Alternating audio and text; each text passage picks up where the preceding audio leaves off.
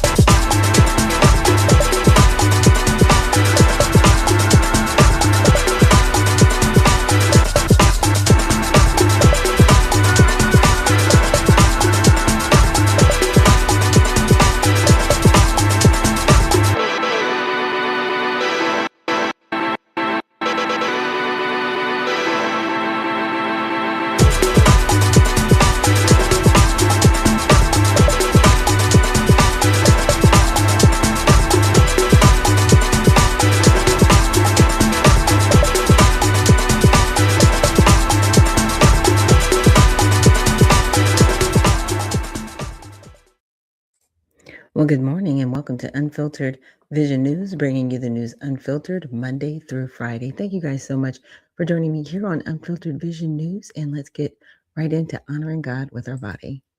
God, please guard our mind and our thoughts. God, help me to fix my thoughts on what is true and honorable and right and pure and lovely and admirable, so I will think about things that are excellent and worthy of praise. God, please protect our ears and help us listen to your voice. God, help me to be quick to listen, slow to speak, and slow to become angry. God, please protect my eyes from sin's damage. God, I make a covenant with my eyes not to look lustfully. God, please speak life over my mouth. God, set a guard over my mouth. Lord, keep watch over the doors of my lips. God, please help our hands to serve generously. God, help me to do good to everyone, and especially to those who belong in the family, to our family in the faith.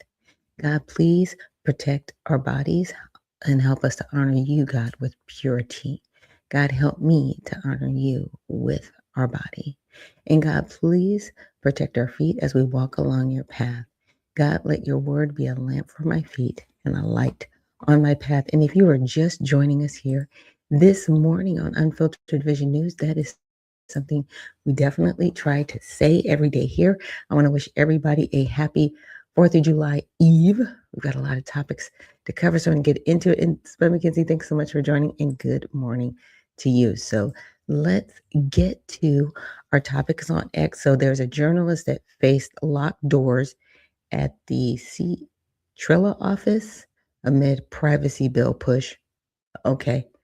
Cheer LA, CHIRLA. That might be happening somewhere in Los Angeles. Ex-Olympic canoeist, ooh, okay, indicted for damaging Lincoln Memorial Pool. Okay. What are you doing? And Alyssa Thompson, right, we went over that last week. She was unfortunately suspended after hitting Caitlin Clark in the throat. And I don't know what they're going to do, because a lot of these shining rising stars in the NBA and the WNBA, they get injured. They get targeted. It's a thing. It's been a thing for decades. So if you're dealing with this, you've got to deal with it as a whole, right? It shouldn't be happening to anybody. I'm not a fan of anybody being targeted, right? But if you're going to suspend this person, then you're going to have to do it to everybody, right? Not just because they've gone after Caitlin Clark, right? You know what I'm saying? But you're going to have to do it to everyone. So if somebody, the shiny new toy comes in next year and they're targeting that person, is everybody else going to get suspended too? I'm just saying, if you're going to do it, make sure it's consistent. That's all I'm asking. That's all I'm saying. Okay, and with that, let's move on to all sides. Sorry, I'm moving so fast. You guys, I got a lot of news to cover. But I wanted to actually point out this. Tucker Carlson announces plans to create third party after breakup with the GOP. What? We've got one, Tucker. We've got the USA Redemption Party. Call me. Okay. I'll be reaching out on X because we already have a party. We already won. We've already have proof of concept. Let's go. Let's turn it around. Okay. It's necessary. So, conservative commentator Tucker Carlson, right bias, on Wednesday said he planned to help start a new political party after leaving the Republican Party. News outlets across the political spectrum noted Carlson's relationship with President Trump. Absolutely. Like I said, I'm ready for it. We have a better foundation than most smaller parties that start because, in my opinion, a lot of them start out of ideology. And the USA Redemption Party is based on tenets. So check us out at usaredemptionparty.com.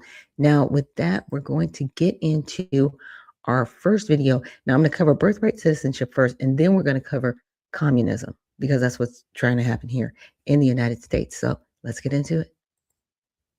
Disaster in terms of the 250th anniversary of the United States.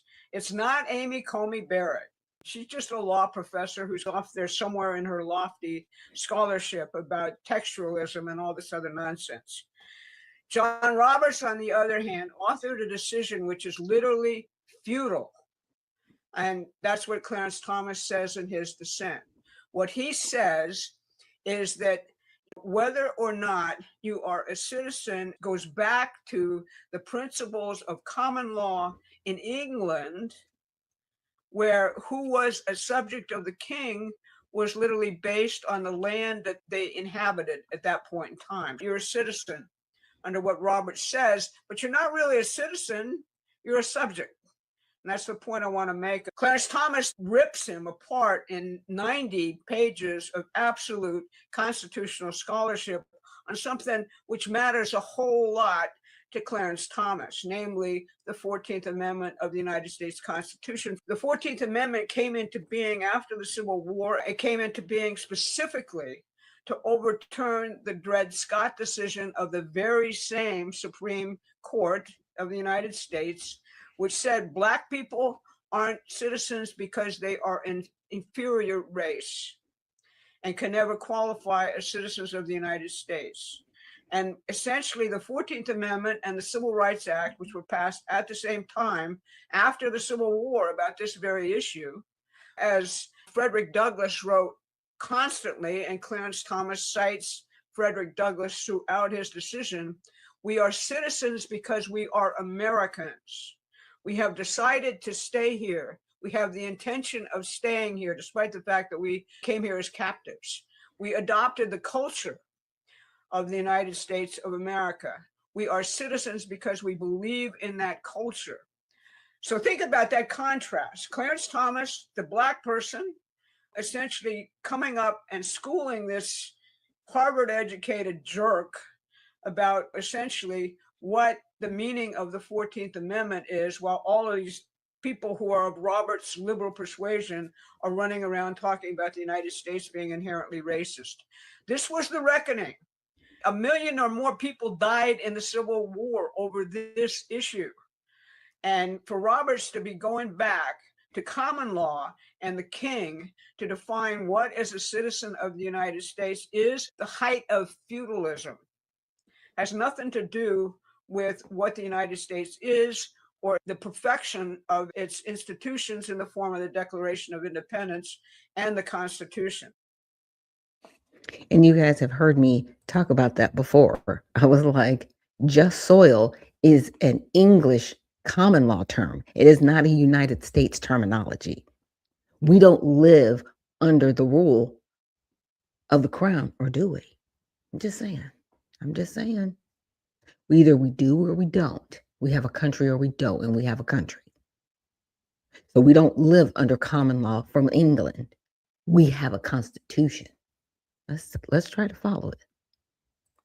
This week upheld birthright citizenship. The Department of Justice says it will now have a renewed focus on birth tourism. That's people who travel to the U.S. to give birth so their children become American citizens. NBC 7's Shelby Bremer has a look at the issue and this new push. The specifics of this new push aren't exactly clear beyond more resources, more investigations, and more prosecutions. But here in our border community, we might just feel a bigger impact than most. Everybody tried to have the best option for the kids. So even though Manuela is from Mexico, she thought about having her baby last year in San Diego, like a lot of people she knows. Super common. I know like a 20 or 25 families, and it's insane because it's a bunch of money. It would have cost about $12,000 in cash, Manuela says. She sold her car to pay for it, but at the last second decided to give birth in Baja, where she lives. Because we don't want to lose our visa or centuries. We'll take care of the birthright citizenship because that was not meant for rich people from other countries. That was meant for Actually, it was meant for the babies of slaves. After the Supreme Court ruled against President Trump in his effort to end birthright citizenship, he vowed further action. Hours after that ruling, the Department of Justice issued this memo directing federal prosecutors to prioritize a crackdown on birth tourism.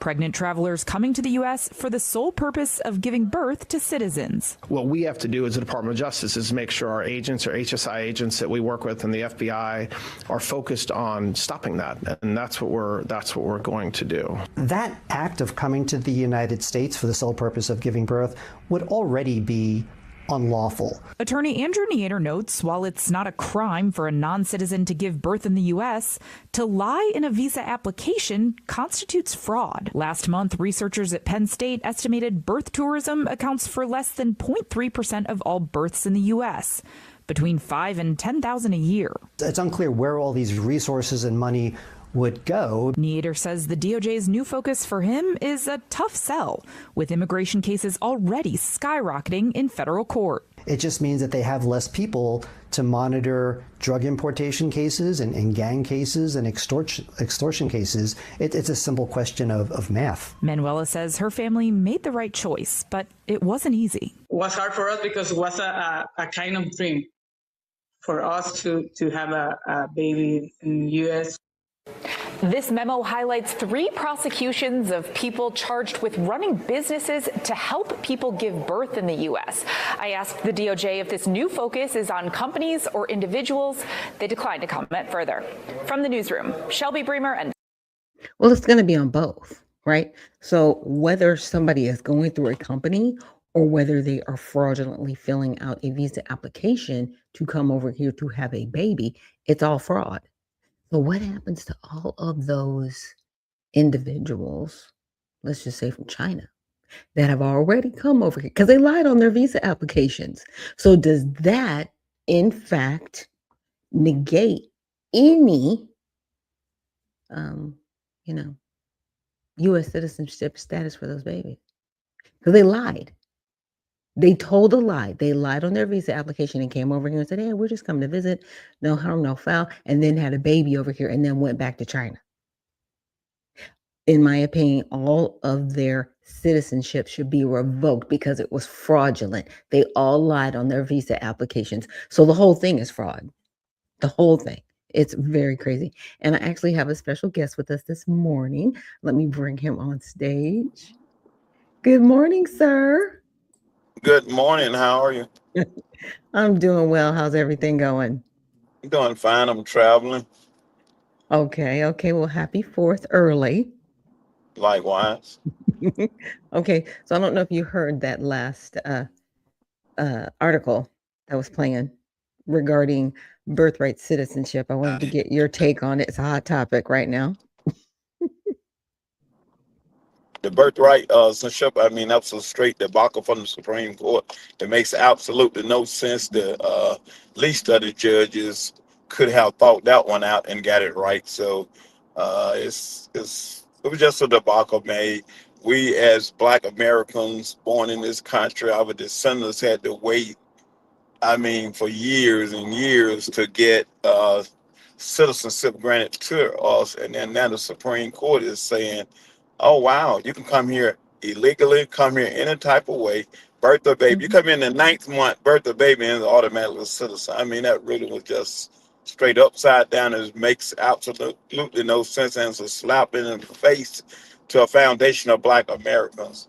These people, I don't know what is going on in the heads of these so-called judges or whatever that's been put on the Supreme Court, but I mean, it's totally delusional. Hopefully, the Congress will jump on this and get things in place like it needs to be. Yeah, because when I was looking at it, it really has destroyed our border administratively, right? Administratively, we no longer have a border. I don't care how many fences you put up. If on paper, to your point, anybody can just walk over here, have a baby, what's to say other people are going to just start demanding to be U.S. citizens, Right, and that's right? correct. You know, we've been saying this, speaking on it for a while. It's not an issue that's just coming up. We've been speaking on it for a good little while with the Chinese birthing industry that's been going on forever, Mhm. and our Congress stood by and did absolutely nothing. So it's the fault of our leaders that have been elected, put in elected position, welcoming these people over here to the United States, and now they are being our country is being given away to foreigners, like President Trump said. You come birth the baby, take it on back to China, wherever you come from, raise the baby over there. And what kind of mentality do you think that China's going to have? Then the kid come back to America and then able to run for president, get in all kind of leadership positions, and lead the country in a totally different way. Yeah, but I think based on what that attorney said, because they fraudulently filled out their visa applications, I think everything could be revoked, in my opinion. Well, I if think Congress get on their there job, should be I another agree. case. There If should be another Congress get on their case. job and people have the will to do these particular things, because from what I've seen, our leadership don't have the will to even push back against a lot of things that are fraudulent in the United States of America. Take, for instance, Ilhan Omar. She needs to be gone. She's in our Congress. She's stepping on America every single time she opens her mouth. That woman needs to be gone. She should have been removed from Congress, but look at what's going on. I mean, it's just ridiculous and sad. Yeah, and it's interesting because she does she's got a lot of chutzpah, I'll just say that. And she's like, "You can't remove me." And I'm like, "Man, first of all, you are a naturalized citizen. You are not a born citizen. So we're going to just check that box." But on top of that, the fraud that you are associated with and the individuals committing that fraud, on top of that, you keep speaking against the United States. Don't think you can't be Santos. And she I does call it the that Santos because doctrine. she does that because she's been emboldened by the Democrat Party and all the thuggery that they push out and welcome in and everybody into the party. So when you does that, you embolden these people to speak like, hey, the country is absolutely nothing. It belongs to us. I just look at how they over here celebrating their Independence Day, waving their flags. I was looking at in Buffalo how Mm-hmm. they Yeah, let them race the Somalian flag. I mean, it's just nonsense. As you know, the flag got cut down, and it should have. offline, I'll tell you who cut it down. But you probably All got a right. clue. Understood. But it should have been because you're not supposed to Right. fly any other flags in this country but ours. And it keeps happening slowly and quietly, all these little different cities and stuff. And it's interesting because a lot of these people, they fled communism to come here. And all Right. they've done is just brought it with them.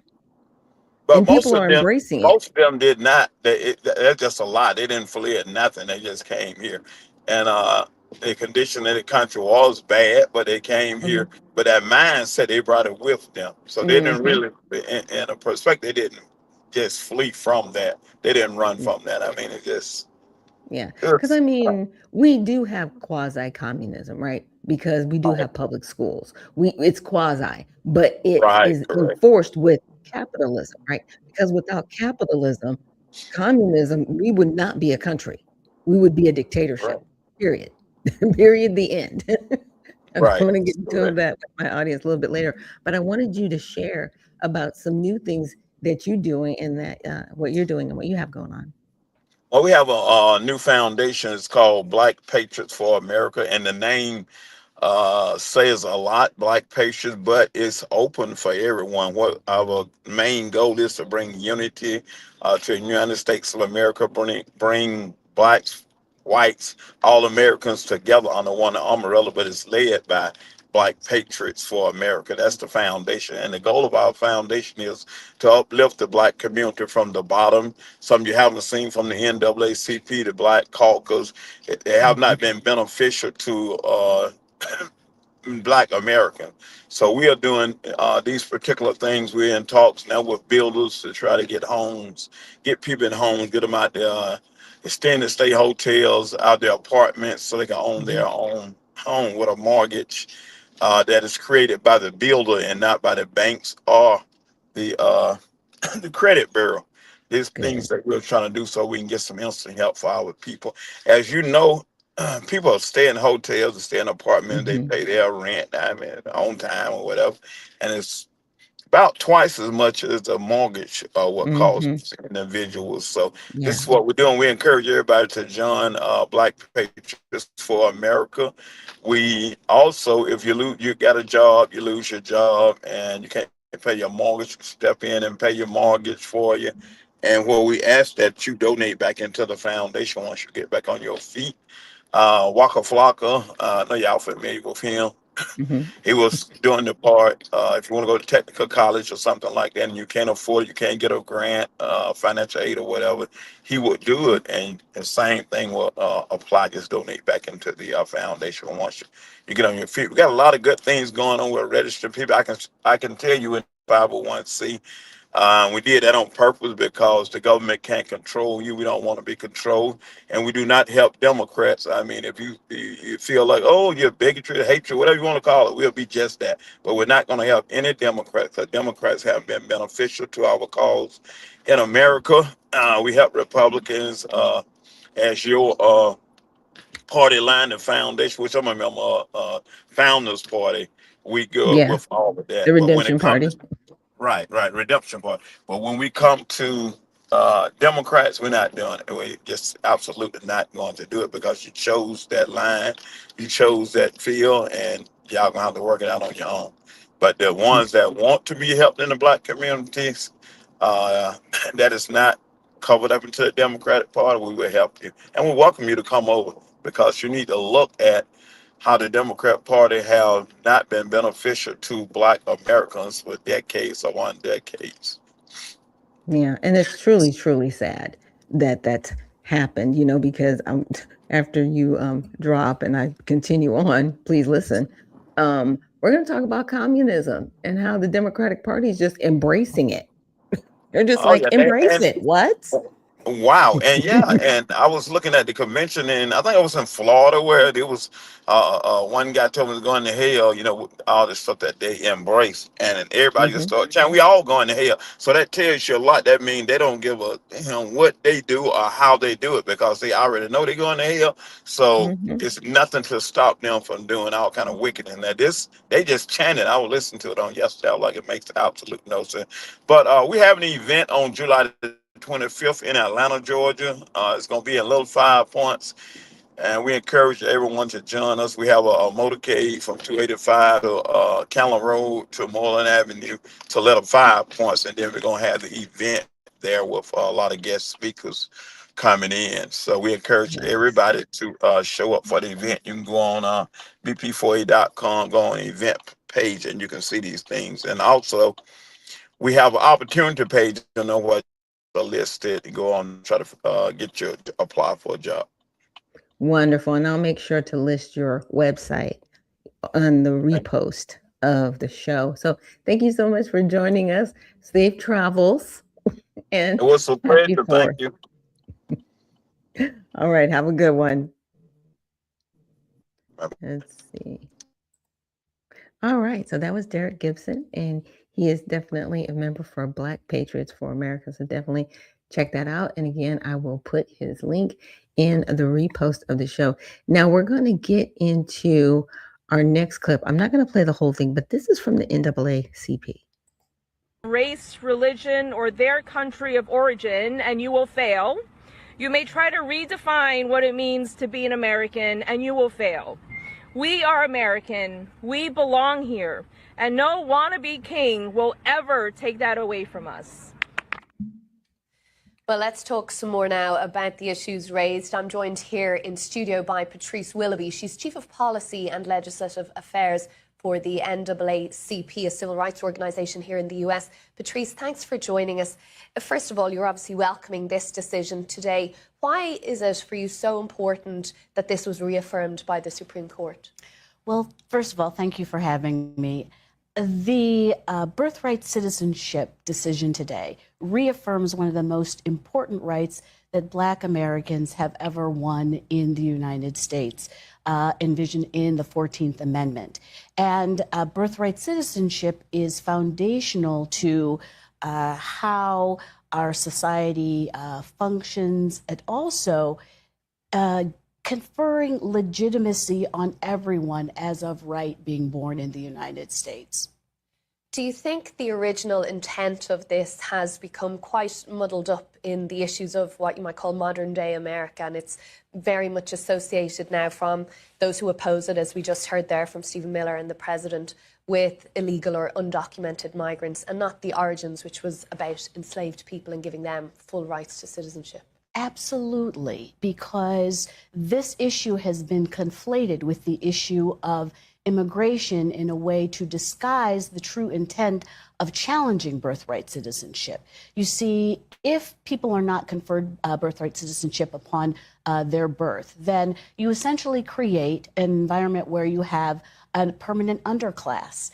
And then people have to prove their legitimacy. That is something that was done to Black Americans prior to the 14th Amendment, but also in disguising it as a function of immigration, it takes away from the fact that the United States is becoming a more multicultural society, and that we have always welcomed immigrants as part of the American mosaic.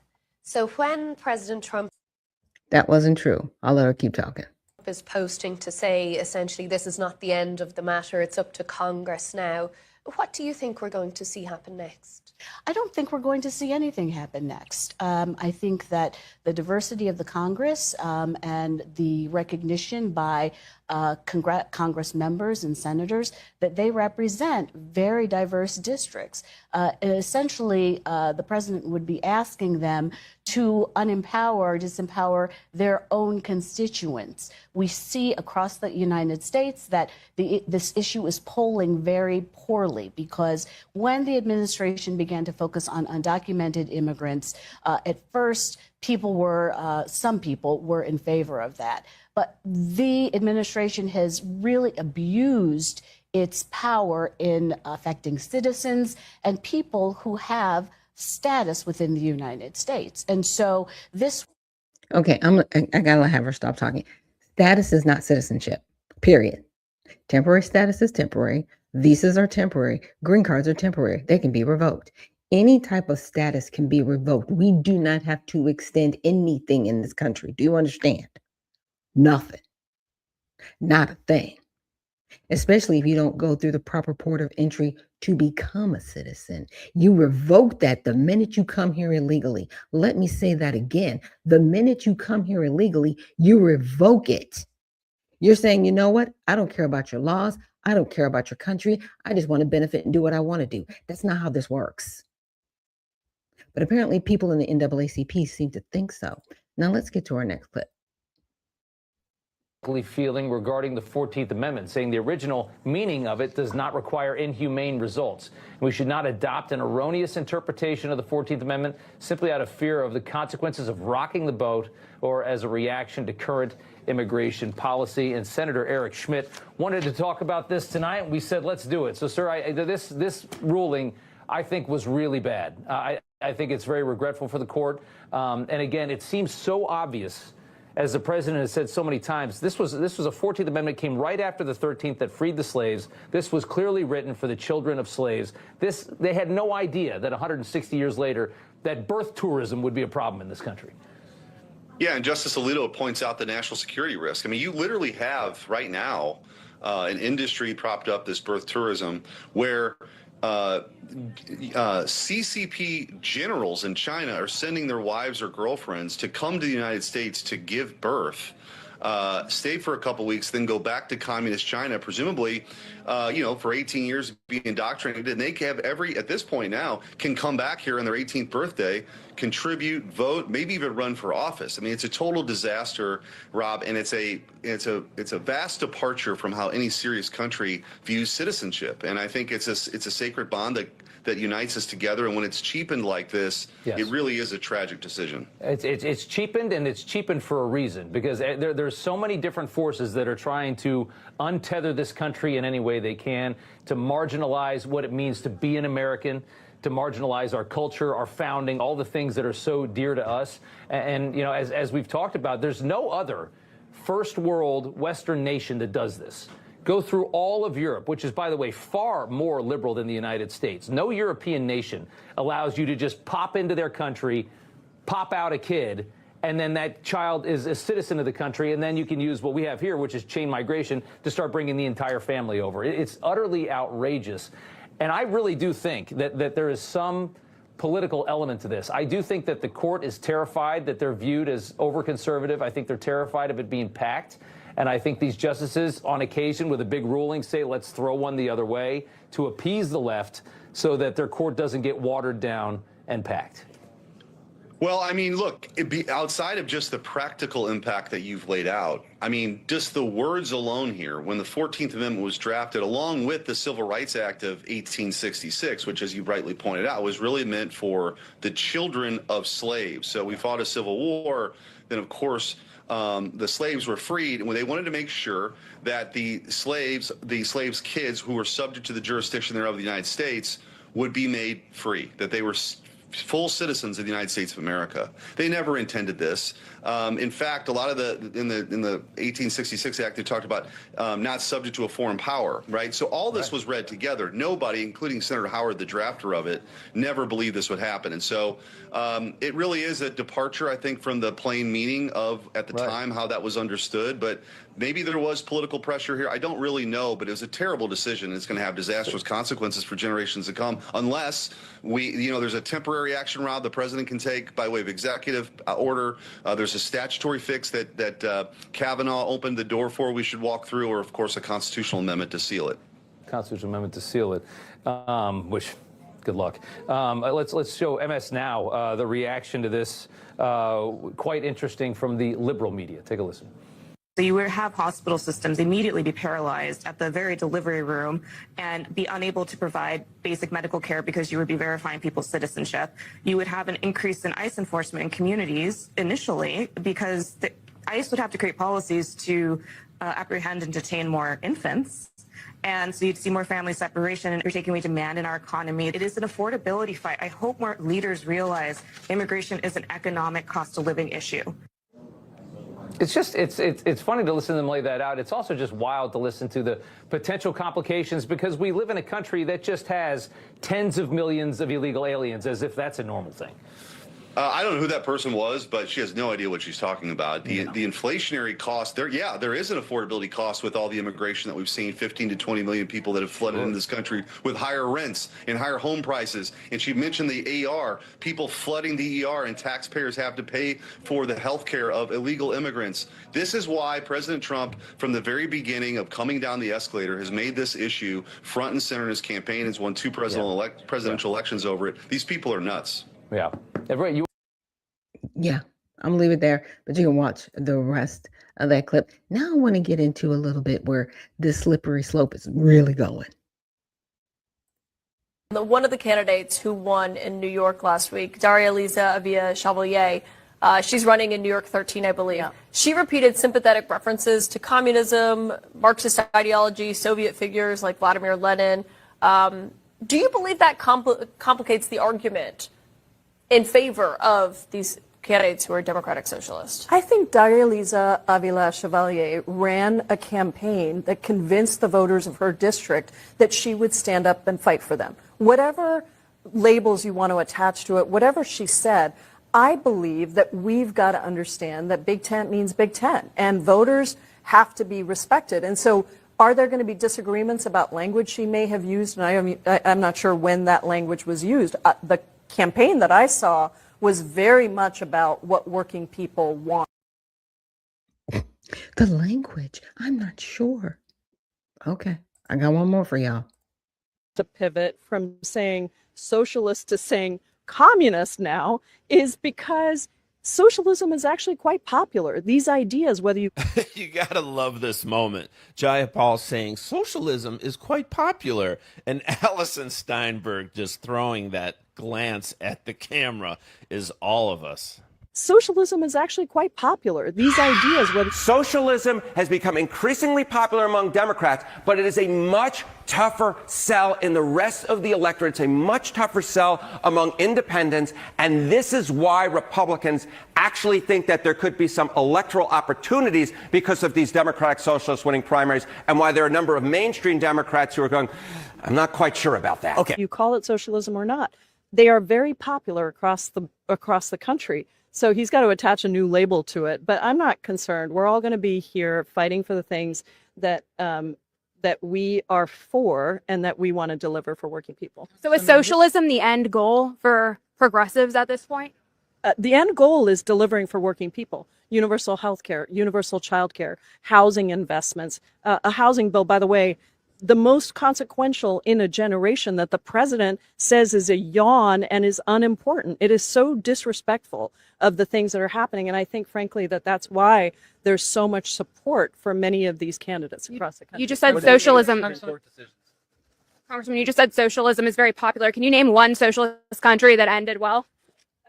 There's plenty of examples of how these policies make a real difference. And I'm excited to make sure that Americans have the access to them. Thank you. Yeah. You know what? There's still socialism isn't popular. Steinberg just throwing. Okay.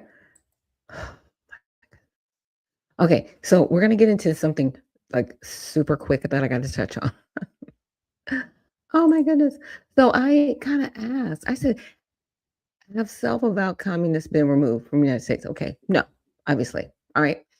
So then I think I asked another question. I said, can you name any countries that have successful communist society that is thriving and prosperous? No. No country has fully, successfully thriving and prosperous communist society as originally envisioned by Karl Marx and Engels. Because see, to talk about it sounds great. To live it out doesn't work. It never has. If you like communism so much, move to Cuba. Move to Venezuela. Move. Leave. Denounce your citizenship. But we don't want to become like those places. You know what? Because people from those places run here en masse. What are we talking about? Really? Okay. No. All historical attempts have been socialist states governed by communist parties. These feature one-party rule, state party control over key sectors, which means there's no freedom of speech. There's no freedom of nothing. Okay? Because all the gimme stop when the money stops. Let's just talk about that. A transitional phase toward communism. Pure communism has never achieved at the national level. Now, here's the kicker. So, key pattern. The most successful cases, China and Vietnam, thrive by incorporating capitalist elements. Ta-da. Just the nonsense.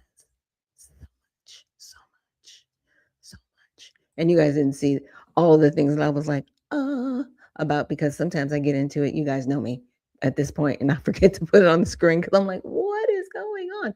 But yeah, as you can see in black and white, the most successful cases, China, Vietnam, thrived by incorporating capitalist elements. So no, communism does not work.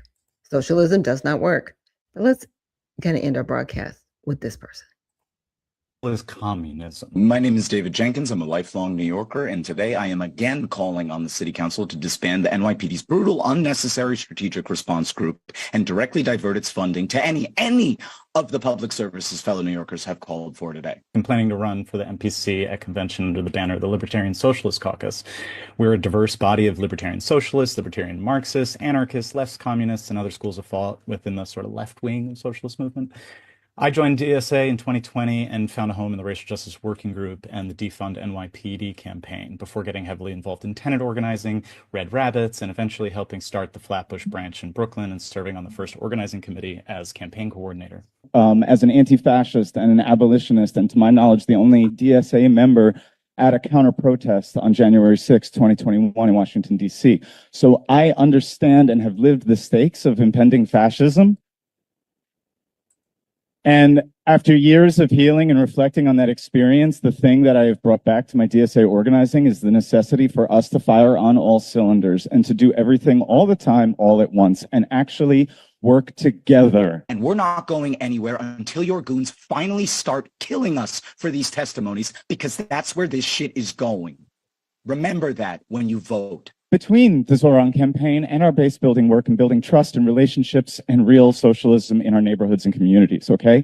So my coherent vision for what I would want to coordinate is through socialism is the people, not better branding, and the anti-Zionist resolution, which will help unleash the amazing outline of potential organizing plans and the immediate steps of the 100 Days campaign. All these things work together. This morning, more were arrested demonstrating against the disgusting display by outside agitators from Long Island, celebrating a self-deputized racist murderer that the NYPD protected. That is the context for today. Okay, so we can see it in his eyes. He wants to be a communist. My whole thing is this. Who are you calling when somebody breaks in your house? Are you calling the therapist to come and like talk to the thieves to say, hey, you know what? Stealing really isn't great, but you know what? This is communism, so we all have to share, right? What do? You're calling the police when somebody is trying to, you know what I'm saying? Like you call the police. The biggest communists have the most security. I'm just saying. And why do they need that security? Because nobody likes your policies to the point that they are threatening your life. What? But this is what you want to introduce? No, you don't. See, you're comfortable communist, in my opinion. You are cupcake communist. That's what I'm calling y'all. You're cupcake communist. You know why? Because you have the benefit of capitalism while you're standing over here with freedom of speech, which is not allowed in communism, by the way. You're cupcake communist. You're not real communist. No, you're not. Go live in Cuba for 2 years, not a year, 2 years, not 6 months, 2 years. Let's give this 24 good months. And then we want a whole recap on what you enjoyed about Cuba and communism. That's what I want. I want some real life, feedback, because everybody else that's over there that can get over here, you don't want to go back there. So I just want to see it. I want to see these cupcake communists, figure it out. But I want to wish everybody out there a happy 4th of July. We are celebrating 250 years, regardless of the nonsense going on. God has blessed this country to survive for 250 years. So let's end this with a great prayer. God, thank you so much for this day. Thank you so much for everything that you have given us, everything that you have done for us, Father. We are so grateful. Even in the midst of all the chaos, we know, God, that you reign, that you are sovereign, that you are looking out for us, that you are protecting us, that you are making sure that your children are safe, Father. Yes, there's a lot going on. There's a lot happening that we may not like, Father, but you've told us in your word that there are going to be times like this. We are going to see suffering. We are going to see things fall apart, but we know that you are greater. We know if we hold on to your promise, you will bring us out on the other side. We know when we submit to your word, who you are, and we are in relationship with you, and we are moving forward with you, when your kingdom is moving forward here on this earth, Father, that we will be blessed by it. I pray for safe travels for everyone out there that's going to be visiting family and friends, and the events that are going to be happening all over this country. Please protect those that are going to be outside celebrating with our families. I pray for all of the demonic forces to be quelched this weekend, so that there aren't any shootings, so that there aren't any robberies, so that there aren't any sad situations where where their lives are being threatened, Father. Please, truly, please protect us in this celebratory moment here in our country. We love you, Father. We're so grateful to be here just to pray, just to sit at your feet, God. We love you, and it's in your Son, Jesus, Yeshua's name we pray. Amen. And with that, you guys, have a wonderful new beginning, and I will see you on Monday. And remember, stay well, stay focused, and stay unfiltered. We'll see you in the next one.